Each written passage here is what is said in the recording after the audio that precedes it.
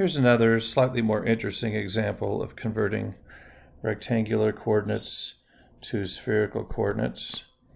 We're going to take the point 1, 1, -1 and convert it to first cylindrical, then spherical coordinates.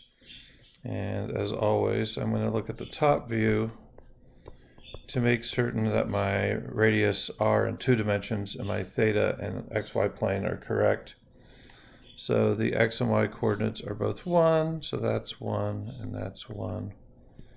And I can use this to determine what theta is and also what r is, and of course z is given. Theta is, that's right, pi over 4. So I didn't make it, so we have to use technology for this one.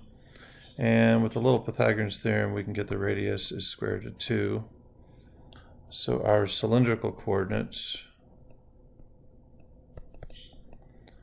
those would be square root of 2 pi over 4, and then z is -1.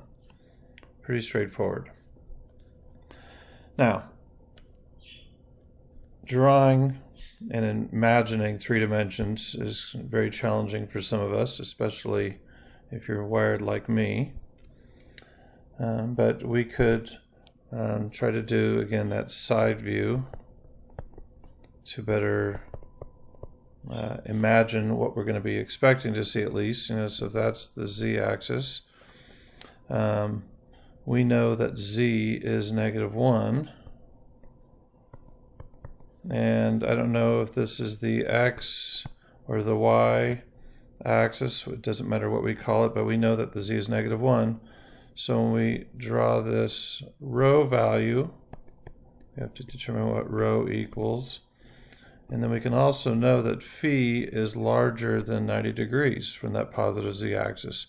So I'm just going to write phi is greater than pi over 2 just to get me started. Now, you have to have the conversion formulas in front of you from a textbook or some other source. But quick little reminder, r squared plus z squared will equal rho squared. So square root of 2 was the radius in 2 dimensions, r. Z is -1. Rho squared. This will lead us to rho equals square root of 3. That's the point where you should have hit pause, calculated it, and then hit restart so you can see how I got it. The rho equals to square root of 3. So we know theta, we know rho, we just need the angle phi, and we know that phi is greater than pi over 2. And so, as I told you all before, in the previous video and also for my own students, if you need something from 0 to pi, use the cosine function, not sine, not tangent, use cosine.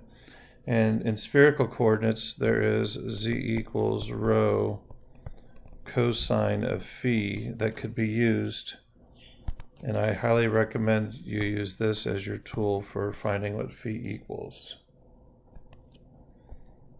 All right. Z is -1. Rho is square root of 3 cosine of phi. And 2 steps later, we could find ourselves with phi is equal to the inverse cosine of -1 over root 3. For those with calculators in degree mode, this is approximately 125.26 degrees. Ultimately leading us to our spherical coordinates, where rho is equivalent to square root of 3. Theta was pi over 4. And now phi is inverse cosine -1 over root 3. That would be, of course, then our solution for the spherical coordinates.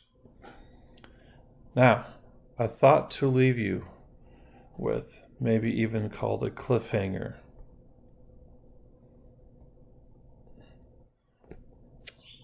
And that is the angle phi right here. That's not very good. Here we go. Phi. Why is it that phi is not 3 pi over 4 or 135 degrees? When we did this calculation, phi is approximately 125. The answer that I posted here is correct, but it might make you wonder a little bit, why is my imagination not matching what the actual calculation is? That's something for you to discover on your own. Enjoy.